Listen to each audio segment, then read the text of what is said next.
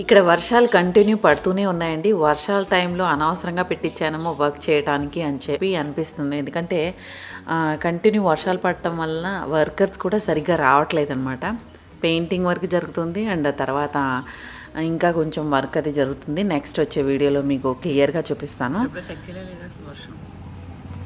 Hi hello నమస్తే, welcome back to my channel Bhagyalakshmi నివాసం. ఈరోజు వీడియో ఏంటంటే, ఇంట్లో మనకి వర్క్ కంటిన్యూ ఉంటూనే ఉంటుంది. డస్టింగ్ అనగా ఇంటి పని అనగా ఏదో ఒక పని ఉంటూనే ఉంటుంది. పండగలు వచ్చినప్పుడు మాత్రం కొంచెం ఎక్స్ట్రా డీప్ క్లీనింగ్ చేయాల్సి వస్తుంది. ఎందుకంటే డీప్ క్లీనింగ్ వల్ల ఇల్లు శుభ్రపడటమే కాదు, మనకు కూడా చాలా హెల్త్కి మంచిదనమాట. సో శ్రావణ మాసం రాగానే మనం వరలక్ష్మి వ్రతం చేసుకుంటాం కదా, సో దాని గురించి క్లీనింగ్ అది అందరూ చేసుకుంటూనే ఉంటారు. నేను కూడా ఒక పక్క నుంచి ఇంట్లో వర్క్ జరుగుతున్నా కానీ ఏదో రకంగా టైం తీసుకుని ఎక్కడో చోట నుంచి కంటిన్యూ డీప్ వర్క్ చేస్తూనే ఉన్నాను, డీప్ క్లీనింగ్ చేస్తూనే ఉన్నాను. ఇంట్లో మొక్కలకి నీళ్ళు కూడా పోసి చాలా రోజులు అయిపోయిందనమాట. సో ఈరోజు వీడియో స్టార్ట్ ఇక్కడ నుంచి చేస్తున్నాను. ఇంట్లో స్నేక్ ప్లాంట్స్ ఉన్నాయి కదా స్టేర్ కేసు పైన ఏరియాలో, సో వాటన్నిటికీ 20 days పైనే అయిపోయింది. 15 to 20 days నీళ్లు పోసి, సో మట్టి అంతా ఆరిపోయింది కదా, చూసారు కదా. బయట మొక్కల కంటే వర్షం నీళ్ళతో చాలా హ్యాపీగా గ్లో ఎంత బాగా కనబడుతుందంటే చాలా నీట్గా మెరిసిపోతున్నాయి అన్నమాట మొక్కలన్నీ కూడా. వర్షాలకి ఎంత బాగా గ్రోత్ ఉందంటే చాలా మంచి గ్రోత్ ఉంది.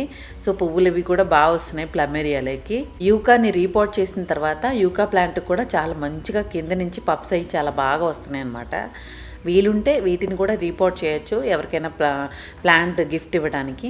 సో ఈరోజు పైన అంతా కూడా క్లీన్గా వైప్ చేసేసాను అనమాట. వర్షం నీళ్ళతో తడిచి ఉంది కదా, సో అదంతా కూడా క్లీన్ చేసేసాను అనమాట.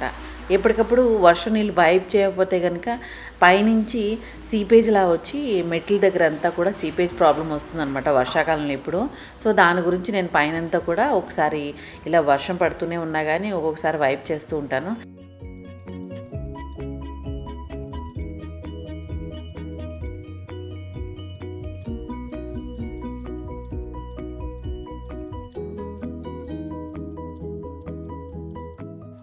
ఆన్లైన్ నుంచి ఈ టెరాకోటా పాట్స్ తెప్పించానమాట. యాక్చువల్లీ స్టెయిర్ కేస్లో ఇంట్లో లోపల పెట్టిన ప్లాస్టిక్ పాట్లు ఉన్నాయి కదా, ప్లాంటర్స్ 4 వరుసగా స్టాక్ అయి ఉంటాయి కదా, అవి అందులో పెడితే కనుక మనీ ప్లాంట్ ఎక్కువ సర్వైవ్ అవ్వట్లేదు అనమాట.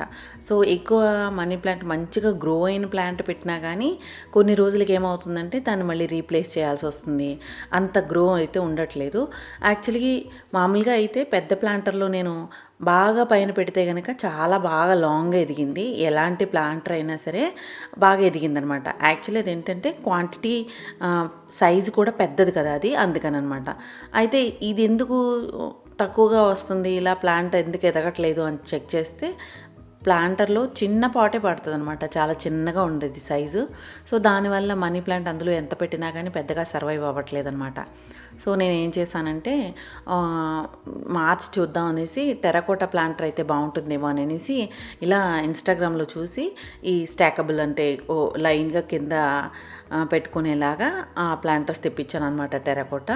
అండ్ దీంట్లో ప్లాంట్స్ కూడా కొత్తగా కొనక్కర్లేకుండా నేను కటింగ్స్ పెడుతూ ఉంటాను కదా రెగ్యులర్గా. సో అది లాస్ట్ 3 months బ్యాక్ పెట్టిన కటింగ్స్ అనమాట. మీ అందరితో షేర్ చేసుకున్నాను, మీకు గుర్తు ఉండే ఉంటుంది. చిన్న చిన్నగా నాడ్కి మధ్యలో కట్ చేసి పెడతాను కదా, ఆ కటింగ్స్ అనమాట ఇవన్నీ. సో వీటిని చక్కగా సాయిల్ ఎలాగా మిక్స్ అయి ఉంటుంది, ఇంట్లో చేసుకున్న గ్రీన్ వేస్ట్తో చేసిన కంపోస్ట్తో చక్కగా మొత్తం ప్లాంట్స్ అన్నీ కూడా మళ్ళీ వీటిలో రిపోర్ట్ చేసేసాను అనమాట. సో ఏమవుతుందంటే మన ఇంట్లో పెంచుకున్నది అండ్ మట్టి కూడా ఇంట్లో చేసుకున్నదే కాబట్టి చాలా ఎక్కువ మంచి హెల్తీగా ఎదుగుతున్నాయి నాకు మనీ ప్లాంట్ అయితే. సో మేడపైన పెట్టిన మనీ ప్లాంట్ కూడా ఇలాగే ప్లాంట్ చేసిందనమాట. అది ఇంత మొక్కలు ప్లాంట్ చేస్తే ఇప్పుడు దగ్గర 6 feet హైట్ ఎదిగిపోయిందనమాట అది దాని స్ట్రింగ్స్. సో నేను ఎక్స్పెక్ట్ చేసేది ఏంటంటే ఇది కూడా అంతే మంచిగా గ్రో అవ్వాలనేసి యాజ్ ఇట్ ఈజ్ అది ఎలా చేశానో అలాగే చేస్తున్నాను. ఈ ప్లాంట్ చేసేసిన తర్వాత వీడియో స్టార్టింగ్లో మీరు చూసే ఉంటారు, స్టేర్ కేస్లో పెట్టాను అనమాట. మొత్తం మీద ఇవి రెడీ టు యూజ్ అన్నట్టు రెడీ టు ప్లాంట్ అనమాట. ఆల్రెడీ చక్కగా గ్రోత్ స్టార్ట్ అయి ఉంది కాబట్టి వీటిల్లో పెట్టేసి మట్టి ఆల్రెడీ కలిపి ఉంది కాబట్టి అది కూడా పెట్టేసి ఈజీగా నేను ప్లాంట్ చేసి పెట్టేశాను అనమాట. చాలా అందంగా ఉంది స్టేర్ కేస్లో పెట్టిన తర్వాత.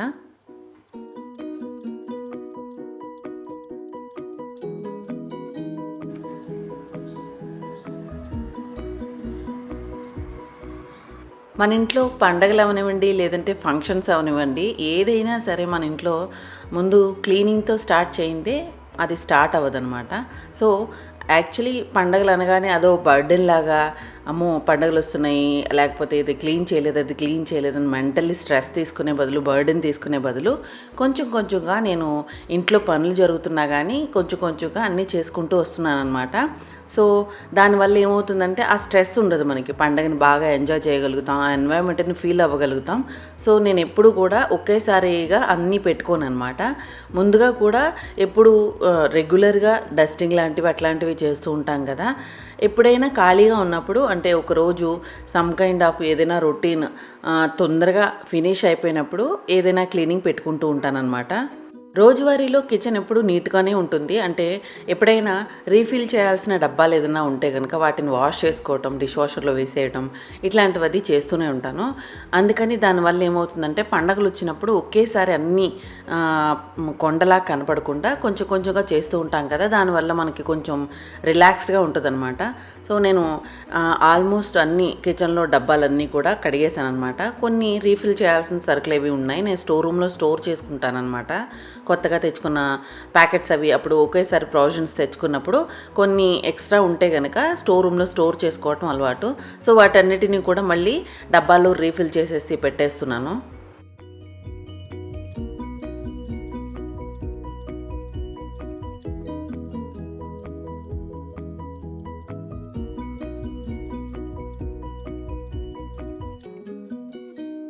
ఇక్కడ చూస్తున్నారు కదా, దలియా అనమాట. దలియా అంటే బన్సీ రవ్వ.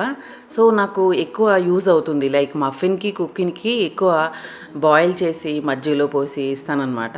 సో దలియా ఎక్కువ యూజ్ అవుతుంది. ఆ తర్వాత వరిపిండి కూడా, ఇంట్లో వరిపిండి లేనిదే పని జరగదు. సో వరిపిండి ఇవన్నీ కూడా నేను మళ్ళీ రీఫిల్ చేసుకుంటున్నాను అనమాట డబ్బాల్లో.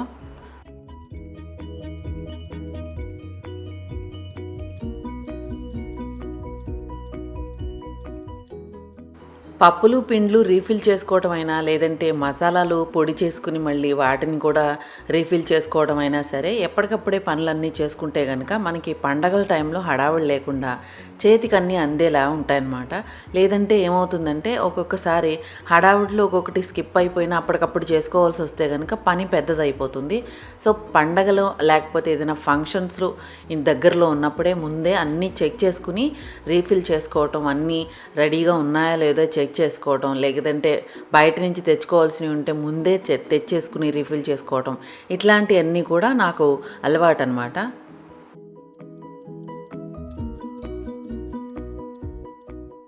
ఏది ఎలా ఉన్నా డైలీ బేసిస్లో కిచెన్ కౌంటర్ మాత్రం ఎవ్రీ డే, ఎవ్రీ టైం ఎప్పుడూ క్లీన్గా నీట్గా ఉంచుకోవడం మాత్రం నాకు చాలా అలవాటు అనమాట. లేదంటే ఏమవుతుందంటే క్లమ్జీగా ఉండి మనం చేయబోయే పని కూడా మర్చిపోయి వేరే పనిలో మునిగిపోయి అసలు పని అలా ఉండిపోతుంది. సో దానివల్ల ఏంటంటే మనకి ఇంకా ఎక్కువ పని చేసినట్టు, చాలా లాంగ్గా ఎక్కువ పని చేసినట్టు అనిపిస్తుంది అనమాట. సో అందుకే నేను కౌంటర్ ఎప్పుడు కూడా క్లీన్గా ఉంచుకుంటాను. ఏదైనా ఎప్పుడైనా కనపడినా కానీ అది వెంటనే తీసేసి అది ఎక్కడ పెట్టాలో అక్కడ సర్దేస్తే కనుక మనకి కౌంటర్ ఎప్పుడు నీట్గా ఉంటుంది. అండ్ కిచెన్లో సింక్ కూడా ఎవ్రీ బ్రేక్ఫాస్ట్ తర్వాత, అంటే ఎవ్రీడే మార్నింగ్ బ్రేక్ఫాస్ట్ తర్వాత టీ కప్పులతో సహా అన్నీ వెంటనే డిష్ వాషర్లో లోడ్ చేసేసి అది క్లోజ్ చేసేస్తాను. సో సింక్ ఎప్పుడు కూడా ఖాళీగా ఉంటుందన్నమాట. దానివల్ల మనకి ఎప్పుడు గిన్నెలు కనపడినా కానీ అదో రకమైన మైండ్తో ఉండదన్నమాట. సో అలా కొంచెం కొంచెంగా తర్వాత మళ్ళీ లంచ్ అయిన తర్వాత, ఆ తర్వాత మళ్ళీ డిన్నర్ అయిన తర్వాత ఒకేసారి లోడ్ చేసి ఆన్ చేస్తాను అన్నమాట.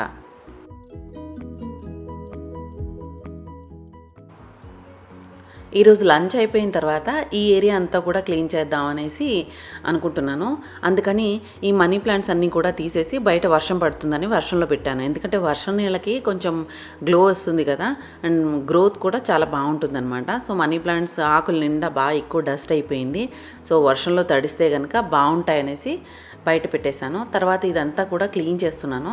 ఏరియా అంతా క్లీన్ చేసేటప్పుడు ఎప్పుడు కూడా నేను ఇలాంటి డస్టీ ఏరియాలు ఎప్పుడు క్లీన్ చేసేటప్పుడు ఎప్పుడు నేను మైక్రోఫైబర్ క్లాత్ తీసుకుంటాను. ఎందుకంటే మైక్రోఫైబర్ క్లాత్ అనేది దానివల్ల పొడి దుమ్మైనా మనం తడిబట్టతో తుడుస్తున్నా ఆ దుమ్ము ఎగరకుండా క్లాత్ని పట్టుకునే ఉంటుంది అనమాట. సో దానివల్ల మనకి పని పెరగకుండా ఈజీగా చాలా స్మూత్గా అయిపోతుంది. సో నేను వెట్ క్లాత్ కాకుండానే పొడి క్లాత్తోనే తుడిచేస్తున్నాను. దాంతోపాటు ఇక్కడ ల్యాంప్ ఒకటి ఉంది కదా, ల్యాంప్ అంతా కూడా బాగా డస్టీగా అయిపోయింది, బాగా ఎక్కువగా ఉందన్నమాట. సో దాన్ని కూడా క్లీన్ చేసేస్తున్నాను. మనీ ప్లాంట్స్ మళ్ళీ అక్కడ హ్యాంగ్ చేయడానికి ఒక 2 days వరకు బయట ఉంచిన తర్వాతే లోపల పెడదామని అనిపిస్తుంది. ఎందుకంటే కొంచెం బాగా ఎక్కువ డస్టీగా ఉన్నాయి కదా, 2 days బయట వర్షంలో ఉంటే కనుక మంచిగా ఉంటాయని అనిపిస్తుంది. సో అందుకని పెట్టానమాట. అయితే వెనకాల మనీ ప్లాంట్స్ వేరే ప్లాంట్స్ తీసుకొచ్చి పెట్టానమాట. ఎందుకంటే అవి 2 రోజుల తర్వాత మళ్ళీ పెట్టాలన్న ఇబ్బంది కదా, సో దాని గురించే వేరే తీసుకొచ్చి పెట్టానమాట. ఈ టెరకోటా ప్లాంటర్స్ నిన్న ప్లాంట్ చేసినప్పుడు వాటి నిండా మట్టి పడిపోయిందనమాట. సో వాటిని కూడా క్లీన్ చేస్తున్నాను. వీటికి ఆల్రెడీ రెడీ అయిపోయిన ప్లాంట్స్ తీసుకొచ్చి ఇందులో పెట్టడం వలన చాలా తొందరగా గ్రోత్ వచ్చినట్టు చాలా అందంగా కనబడుతున్నాయి. మీ అందరికీ ఎలా ఉన్నాయి? ఈ ఏరియాలో పెడితే సెట్ అయిందా లేదా అన్నది నాకు కామెంట్ చేసి చెప్పండి.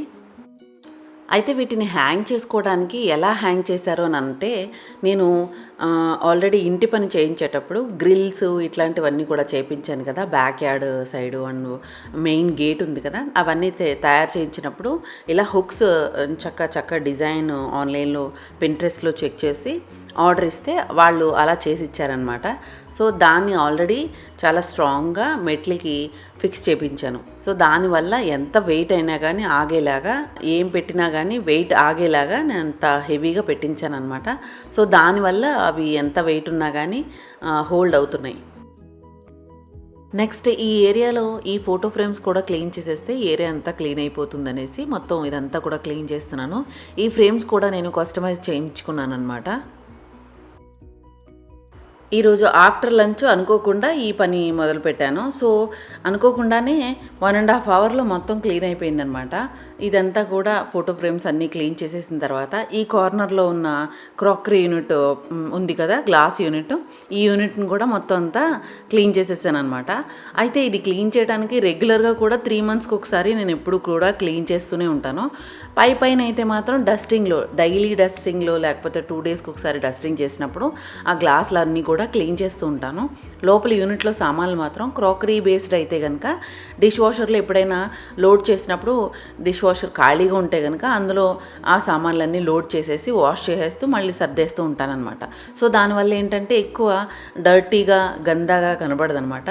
బట్ లోపలన్నీ కూడా షెల్ఫ్స్ అన్నీ కూడా గ్లాస్ బేస్డ్ కాబట్టి గ్లాస్ మీద మనకి కొద్దిగా మట్టి పేరుకున్నా కానీ అది మనకి ఎక్కువగా కనబడుతూ ఉంటుందన్నమాట. 3 monthsకి ఒకసారి కాబట్టి అన్నీ తీసేసి నీట్గా అన్నీ వరుసగా తీసేసి మొత్తం అన్నీ క్లీన్ చేసిన తర్వాత మళ్ళీ వరుసగా అన్నీ సర్దుకోవటం అలవాటు. అయితే ఈ జర్మన్ సిల్వర్వి గిఫ్ట్ వచ్చినాయి అనమాట. ఇవన్నీ కూడా నేను ఎక్కువ యూజ్ చేయను, ఓన్లీ షో పీస్ లాగానే పెట్టేసి ఉంచుతానమాట. ఎప్పుడు రెగ్యులర్గా యూజ్ చేద్దామనన్నా కానీ ఏ ఒకేషన్లో అయినా ఇంత పెద్ద వాటిని యూజ్ చేయడం అంత పెద్దగా ఇష్టం ఉండదు నాకు. సో ఓన్లీ షో పీస్ లాగానే వీటిల్లోనే పెట్టి ఉంచుతానమాట. సో రెగ్యులర్గా వీటిని కూడా కడిగేది అది ఏముండదు. పొడిగుడ్డతో చక్కగా తుడిచేసుకుని మళ్ళీ నీట్గా తుడిచిన తర్వాత వాటిని ఈ గ్లాసులన్నీ కూడా క్లీన్ చేసిన తర్వాత సర్ది పెట్టేసుకుంటే కనుక మనకి ఎప్పుడూ కూడా నీట్గా కనబడతాయి. లేదంటే అలా ఉంచేస్తే కనుక ఎక్కువ రోజుల వరకు వాటిపైన డస్ట్ పెరిగిపోయి దుమ్ము ఎక్కువైపోయి జిడ్డు అయిపోయి వాటిని కడగాల్సి వస్తుంది. సో నేను రెగ్యులర్గా 3 monthsకి ఒకసారి క్లీన్ చేసి సర్ది పెడుతూ ఉంటాను కాబట్టి అంత ఎక్కువ డస్ట్ అక్యుములేట్ అయిపోయి దాని మీద అలా కనబడేది అంతా ఏది ఉండదు. క్రాకరీ లాంటివి మాత్రం ఎప్పుడు వాష్ చేయిస్తూ ఉంటాను కాబట్టి, డిష్ వాషర్లో వాష్ చేయడానికి వేసేస్తూ ఉంటాను కాబట్టి దానివల్ల అవి కూడా నీట్గా కనబడతాయి. లోపల గ్లాసులు మాత్రం పొడిగుడ్డతో క్లీన్గా నొక్కి తుడిచేస్తే నీట్గా ఉంటాయన్నమాట. తర్వాత వీటన్నిటినీ కూడా తుడిచి మళ్ళీ సర్దేస్తున్నాను. చెప్పాను కదా, కింద షెల్ఫ్స్లోవి క్రాకరీకి సంబంధించినవి అయితే కనుక డిష్ వాషర్లో వేసేస్తాను కాబట్టి అంత పెద్ద చిరాగ్గా లేవనేసి ఓన్లీ క్లాత్తో తుడిచేసాను. తర్వాత మళ్ళీ ఎప్పుడైనా నాకు అనిపిస్తే కనుక వాటిని తీసుకెళ్ళి డిష్ వాషర్లో లోడ్ చేస్తే కనుక క్లీన్ అయిపోతూ ఉంటాయి. సో ఇలా ఈ ఏరియా అంతా కూడా క్లీన్ చేశాను అనమాట. డీప్ క్లీనింగ్ అయింది నాది. కొంచెం వీడియోలు రావడానికి లేట్ అవుతుంది, ఎందుకంటే ఇంట్లో పని జరుగుతున్నందుకు కొంచెం టైం కుదరట్లేదు నాకు పోస్ట్ చేయడానికి. So bear with me. So ఇదండి ఈరోజు నా వీడియో. మీ అందరికీ నచ్చినట్లయితే కనుక లైక్ చేయండి, షేర్ చేయండి, సబ్స్క్రైబ్ చేయడం మాత్రం మర్చిపోవద్దు. Thank you for watching. Happy home making, happy gardening. Bye.